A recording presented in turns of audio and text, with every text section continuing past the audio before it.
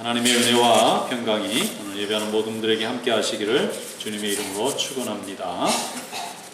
지리산 근처에 경남 하동이라는 곳이 있는데 거기에 청학동이라는 마을이 있어요.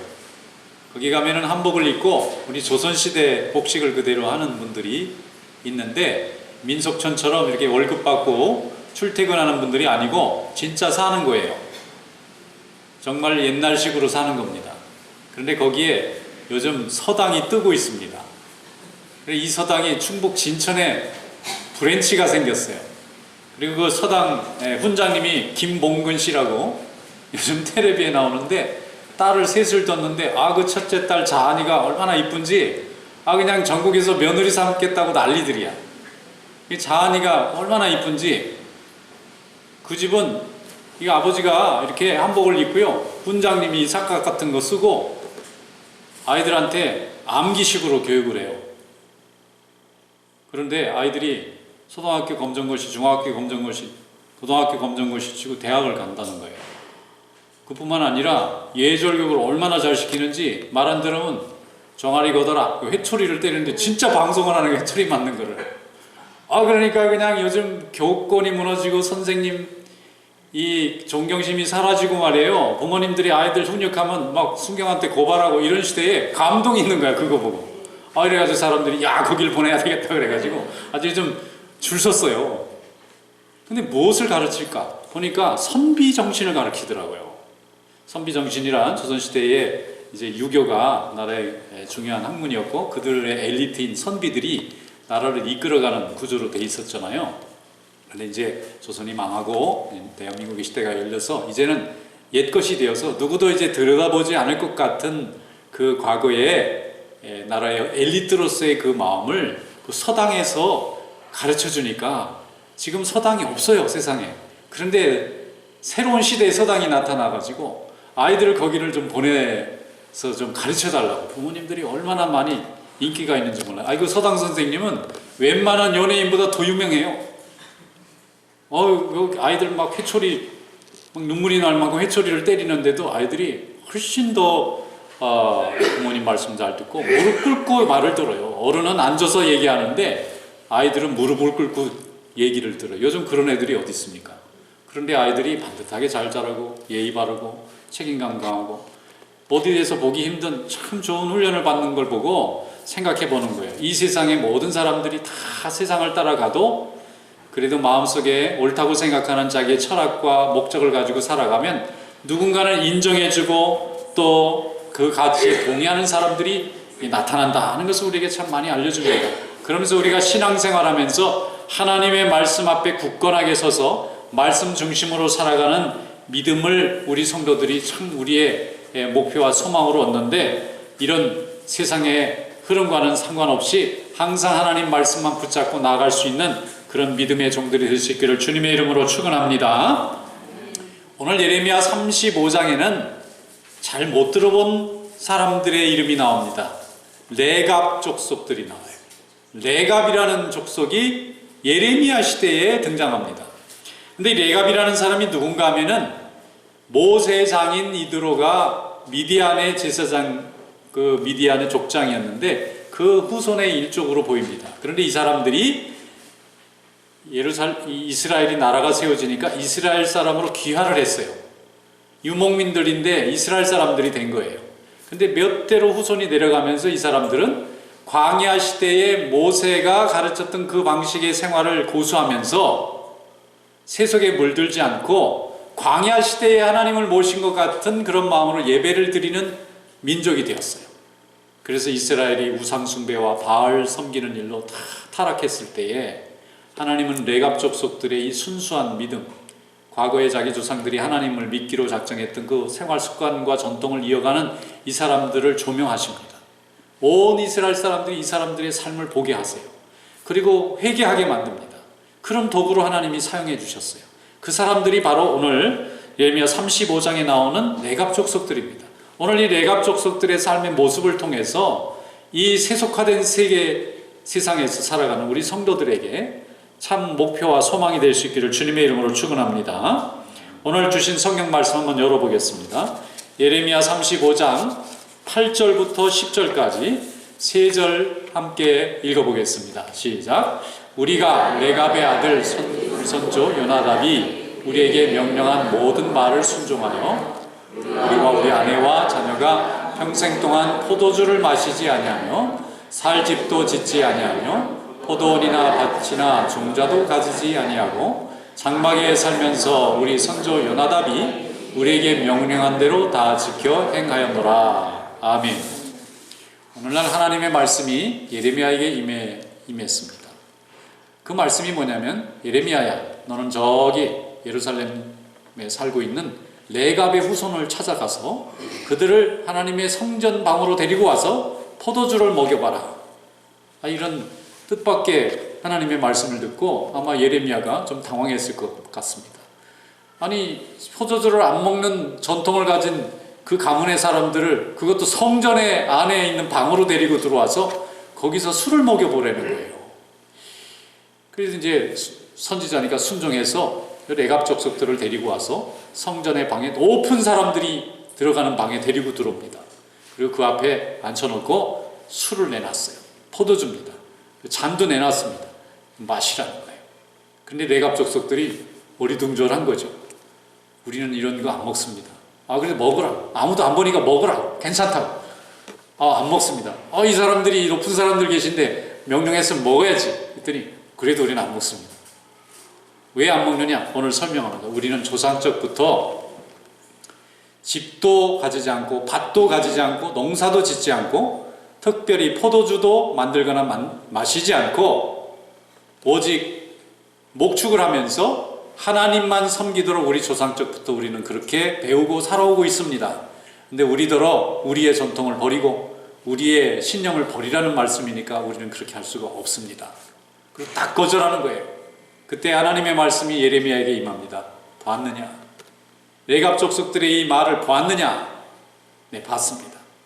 온 이스라엘 백성들이 하나님의 말씀을 듣고 순종하라고 해도 말을 듣지 않고 더 우상 숭배하고 바알 섬기러 세상으로 가는데, 오히려 이스라엘 백성도 아니고 이방 사람들 중에 이스라엘로 들어와서 살고 있는 이 이방 사람들이 도리어 여호와를 잘 섬기고 포도주도 먹지 않고 땅도 소유하지도 않고 농사도 짓지 않고 하나님만 잘 섬기는 이 전통을 잘 이어가고 있지 않느냐. 회개하라는 거예요. 그래서 이 백성들을 온 이스라엘 백성들에게 소개할 때 아마 회개한 사람도 있고 또 더 완악해진 사람도 있었을 겁니다.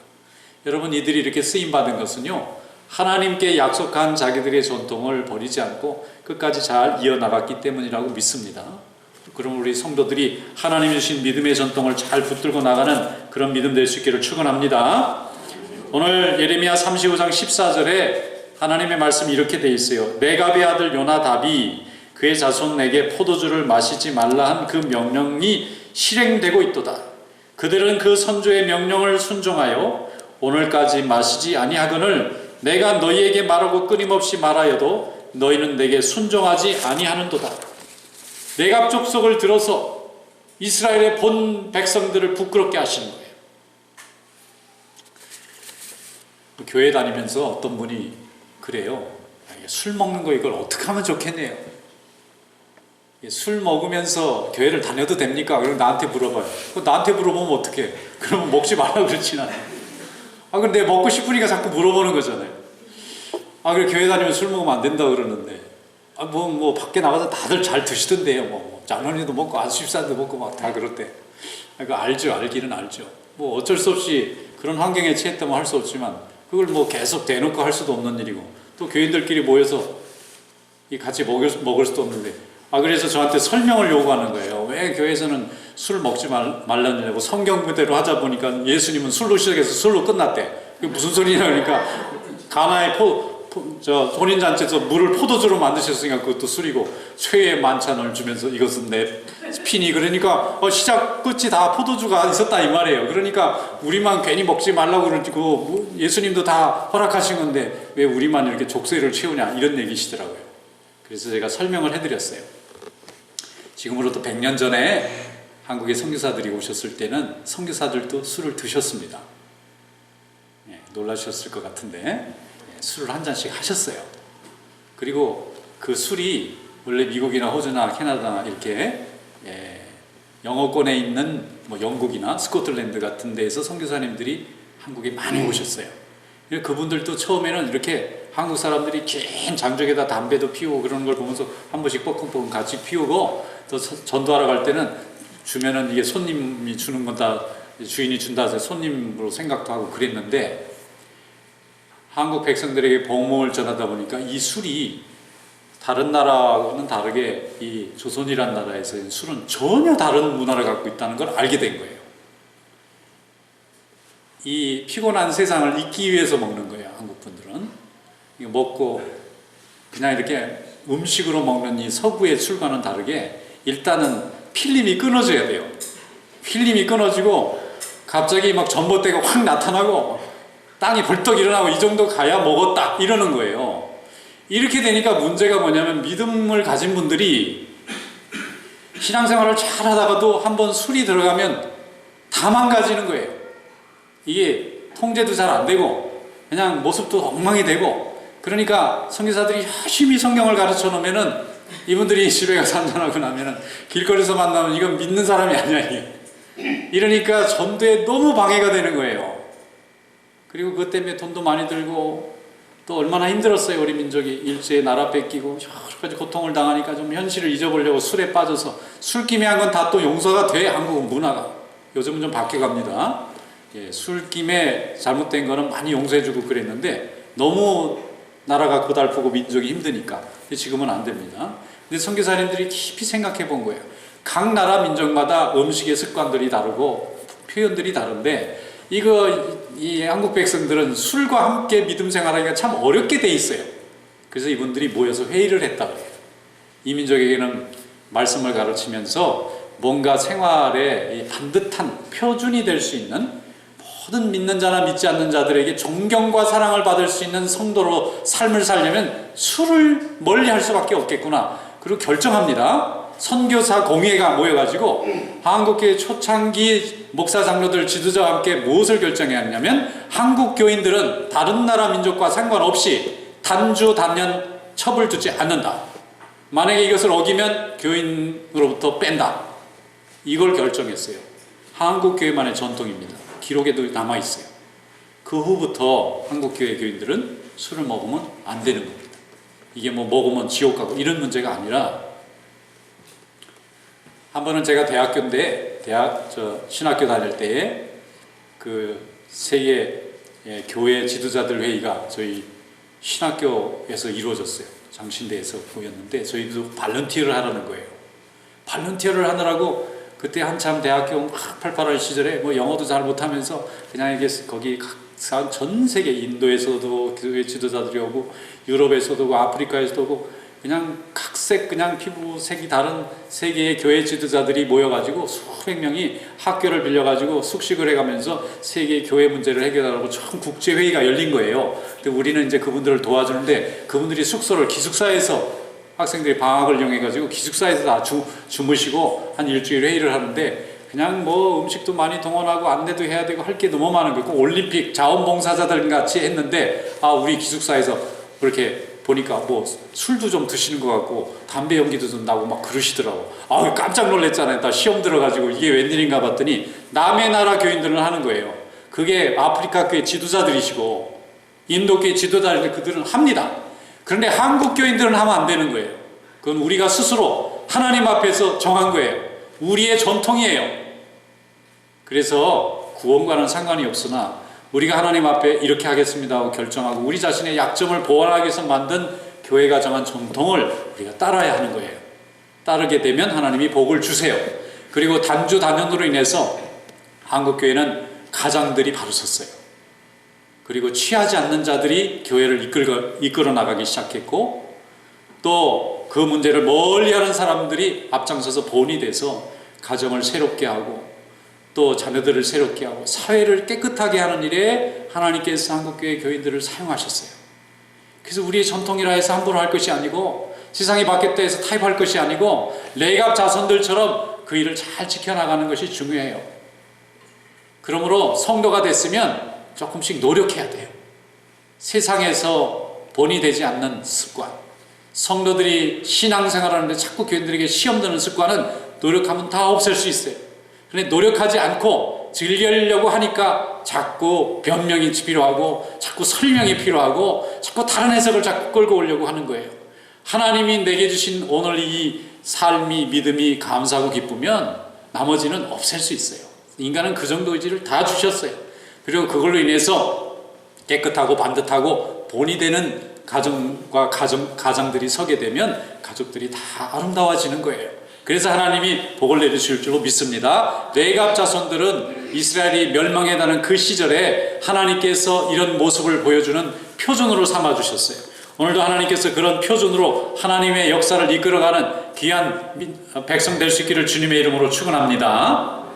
마태복음 5장 13절에 예수님께서 우리에게 너희는 세상의 소금이라 그러셨어요. 여러분, 소금이라고 믿습니까? 나는 뭐 짜지도 않는데 왜 나보고 소금이라 하시나? 여러분은 세상의 맛을 내는 소금입니다. 소금이 만일 그 맛을 잃으면 무엇으로 짜게 하리요? 아무 쓸데없이 다만 밖에 버려져 사람에게 밟힐 뿐이니라 그랬습니다. 성도는 세상의 소금입니다. 소금은 짠맛을 지니고 있어야 돼요. 짜지 않으면 쓸 수가 없어요. 몸이 탈이 났어요. 약국에 가서 소화제 좀 주세요 그랬더니 좀 비싼 걸 줘가지고 돈을 많이 지불하고 하면서 소화제 하나에 뭐 이렇게 비싼가? 그래도 비쌀수록 약효가 좋겠지 하고 먹었더니 아무 효과가 없어요. 그러면 어떻게 되죠? 도로 물려주세요 그럴 거 아니에요. 성도인 줄 알고 믿음인 줄 알고 하나님 전에 왔는데 우리가 믿음의 맛을 못 내면 물려달라고 하는 거예요. 세상은. 여러분, 우리가 하나님 앞에서 믿음의 아름다운 맛을 낼 수 있는 성도 되시길 축원합니다. 교회 다니는데 술을 잘 먹어요. 교회를 잘 다니든지 술을 잘 먹든지 한쪽을 선택해야 되는데 술도 잘 먹고 교회도 잘 다니면 이상한 겁니다. 그 다음에 예수는 잘 믿는데 교회를 안 다녀요. 예수를 믿는데 어떻게 교회를 안 다녀요? 교회를 다니든지 예수를 안 믿든지 해야 정상인 거예요. 이게 인간의 모순인 거예요. 하나님 앞에 진정으로 은혜 받고 그 맛의 기쁨을 누리는 사람은 교회에 잘 나올 수밖에 없고 하나님 말씀에 방해가 되는 건 버릴 수밖에 없는 거예요. 그런데 무늬만 그리스도인이 너무 많아요, 세상에. 우리가 도덕적으로 성인군자가 될 필요는 없지만 주님의 복음이 방해가 되지 않도록 사는 의무는 있어요. 그래서 우리는 항상 하나님 말씀 위에 굳건하게 서야 될 줄로 믿습니다. 기도하고 말씀만 열심히 붙들고 있으면 세상은 우리를 조롱할지도 모릅니다. 왜 떡이 나옵니까? 돈이 나옵니까? 우리를 조롱할지 몰라요. 그러나 하나님 앞에 기도하고 나가는 자들은 정작 우리를 조롱한 사람들이 자기가 환난 당할 때 우리를 찾아와서 기도를 부탁합니다. 하나님이 역사할 줄로 믿습니다. 제가 군대를 갔다가 포항에서 훈련을 받고 6주 훈련을 끝나고 김포 강화도로 오고 일부는 백령도로 가야 된대요. 그래가지고 포항에서 기차를 타가지고 대구에서 갈아타고 영등포에서 내리는데 새벽에 떨어지더라고요. 근데 우리 250명이 막 타고 올라가는데 저도 이제 훈련이 끝났으니까 이제 3년 동안 쓸 거 메고는 이렇게 이제 영등포역에 내리는데 늘 살았던 영등포, 서울이니까 지나가는데 그때는 막 감동이 되는 거예요. 야, 이제 군인으로 내가 3년을 살아야 되는구나. 그 기차 안에 사람들이 다 군인들만 보여요. 훈련 막 끝낸 막 신병들만 있는 거예요. 저도 신병으로 들어가 있는데 이제 수원에서 기차가 출발하면요, 거기 이제 좀 지나갑니다. 그래서 지나가요. 안양 시흥 지나가가지고 이제 영등포에 내리면 이제 막 트럭들이 기다리고 있다가 싣고 가면 어디 갈지 몰라요. 백령도로 갈지, 대청도 소청도로 갈지, 또 김포 강화도로 갈지 아무도 몰라요. 그런데 타는 대로 타면 어디로 가든지 가게 돼 있는 거예요, 지금. 근데 마지막에 긴장되고 있는데 거기 인솔하는 장교 한 분이 나를 딱 부르더라고요. 그러더니 좀 저를 이제 기억을 하죠. 훈련 다닐 때 교회도 다니고 그런 거 기억하니까 그걸 기억을 하셨더라고요. 그리고 나보고 기도를 하라는 거예요. 거기서 나보니 이분이 신자였던 것 같아요. 지나보면 이름도 얼굴도 기억이 하나도 안 나요. 너무 오래된 일이라. 그런데 갑자기 기도를 하라니까, 물론 전도사를 하다가 기도를 이제 군대 훈련하러 갔지만 그때도 기도하라고 또 부탁받을 줄 생각도 못 했잖아요. 그런데 얼떨결에 어떻게 해요? 지금 시간은 5분밖에 안 남았어요. 이제 기차가 딱 쓰면 내려야 되는데 기다릴 여유가 없는데 그 바로 직전에 기도하라고 그래서 할 수 없이 기도해야 되는데 군대 가면 목소리가 커져요. 빽빽 소리를 지르기 때문에. 내가 그렇게 목소리가 큰지 몰랐어요. 그 기차간 하나가 쩡쩡 울리더라고요. 내가 막 큰 소리로 기도하니까.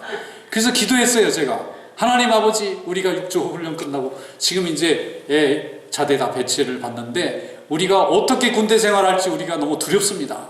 하나님 지켜주세요.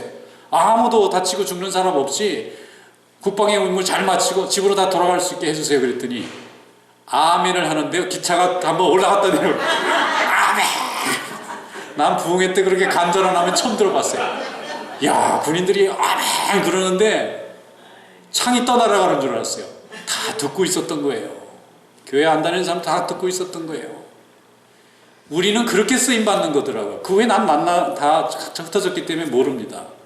그런데 그때 하나님이 역사하셔서 모두 다 건강하게 제대한 줄로 믿습니다. 성도들은 열심히 기도하고 있고 하나님만 붙잡고 있으면 세상에서 우리를 필요로 할 때가 있어요. 그들 중에 어떤 사람은 예수를 믿었을 거라고 저는 믿습니다. 나는 모르나요. 그런데 우리는 그렇게 쓰임받는 거예요. 레갑 자손이 따로 있는 게 아니라 오늘 이 시대에 우리가 레갑 자손이 된 줄로 믿습니다. 그들은 예수를, 하나님을 잘 믿고 섬기기 위해서 땅을 소유하는 게 방해가 된다고 생각했어요. 농사를 지어서 자꾸 농작물을 쌓아서 재산을 축적하는 것이 빈부격차를 유발할 수 있다고 생각했어요. 그리고 포도주와 독주를 마시는 것이 자꾸 우상숭배하는 잔치나 축제에 끌려갈 수 있는 위험이 있다고 생각하고 다 끊었어요. 그랬더니 하나님이 그 민족을 사용하셔서 나중에 이스라엘이 다시 예배를 회복하고 성전을 회복할 때 그 레갑 자손들, 후손들을 사용하신 줄로 믿습니다. 오늘도 이 세상에 하나님의 역사를 이루어가는 귀한 종들 될 수 있기를 축원합니다. 예수님께서 요한복음에 보면 사마리아 수가성을 어느 날 가세요. 갔더니 거기에 여인 하나가 있어요. 물을 달라 그래요. 근데 이 여인의 과거가 그렇게 좋지 못했어요. 근데 여인이 잘하는 게 하나 있었어요. 예배를 사모하는 거예요. 예배를.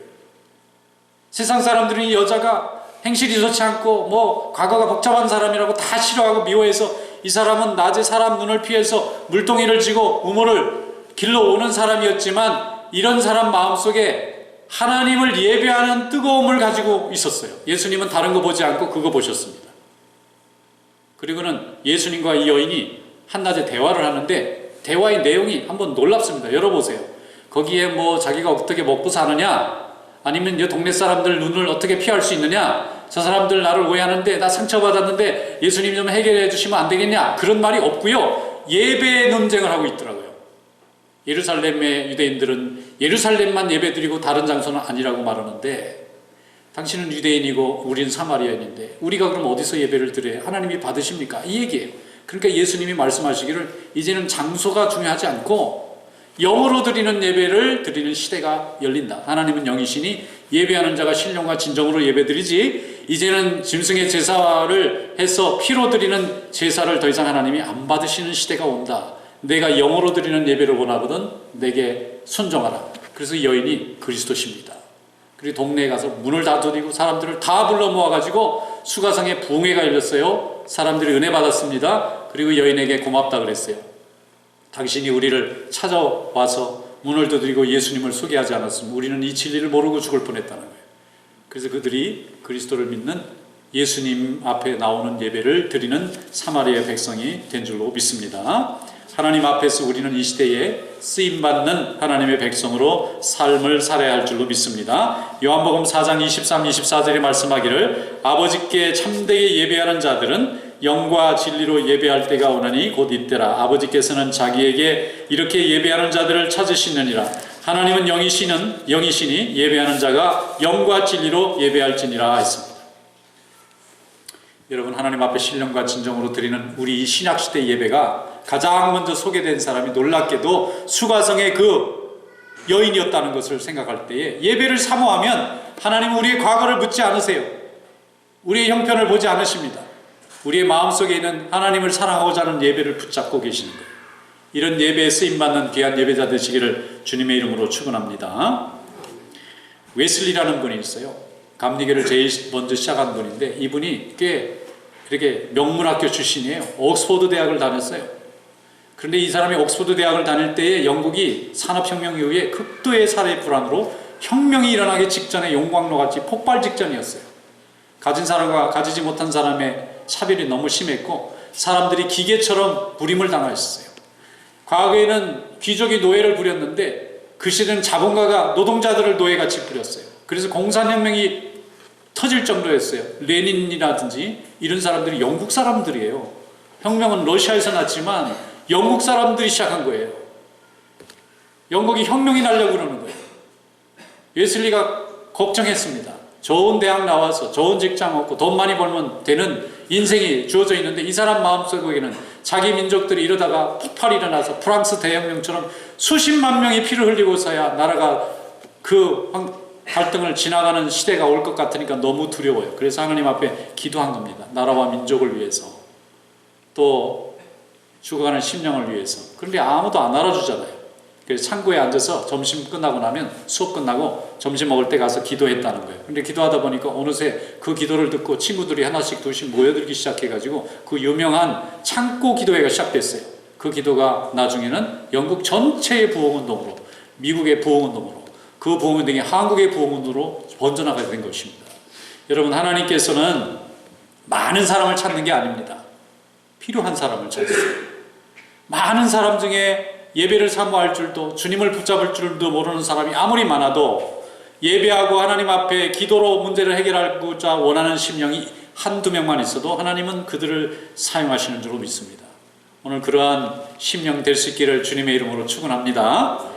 어떤 한 어머니가 교회 다니는데 교회가 좀 작았는지 자기 자식만 혼자 교회 다니고 유스 아이들이 없는 거예요. 그래서 고민하다가 아들이 막 불평하는 거예요. 친구들이 있는 큰 교회 가고 싶다고, 다른 교회 가고 싶다고 그러니까 한번 가보자. 그리고 데려가 봤더니 거기도 양이 안 차는 거예요. 그러니까 무엇입니까? 사람이 많다고 그래서 다 좋은 게 아닌 거예요.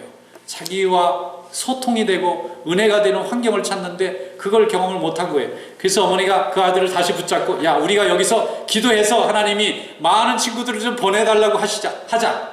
그래서 아들하고 어머니가 앉아가지고 밤에 기도하는 거예요. 교회에 나와서. 기도가 1년이 돼도 응답이 없고 2년이 돼도 응답이 없는데 2년 지나고 나니까 점점 그 부모들도 오고 학생들도 오고 나중에 뉴스그룹이 커졌어요. 그런데 다른 사람은 몰라도 그 자리에서 기도한 그 사람은 그걸 알잖아요. 하나님, 우리와 함께 기도하고 믿음 생활할 수 있는 사람 보내주세요 하고 기도했더니 하나님이 보내주시더라는 거예요.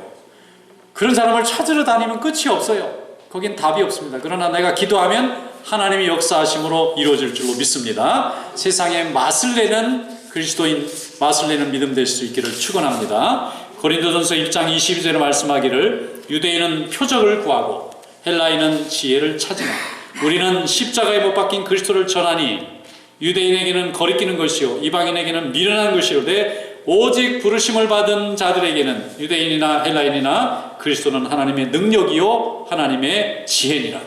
우리는 하나님의 능력과 지혜를 붙잡은 부르심을 입은 사람입니다. 부르심에 합당한 맛을 이루고 빛을 내는 귀한 삶이 되시기를 주님의 이름으로 축원합니다. 기도하겠습니다. 거룩하신 하나님 아버지, 감사합니다. 저희들을 주님의 자녀로 삼아주시고 세상을 밝히는 빛으로, 세상의 맛을 내는 소금으로 불러주시는 은혜를 감사합니다. 주님의 기대에 부응하여 우리가 날마다 기도하고 성령 충만하여 하나님의 역사에 헌신하는 삶이 될 수 있도록 인도하여 주시옵소서. 예수님의 이름으로 감사하며 기도드리옵나이다. 아멘.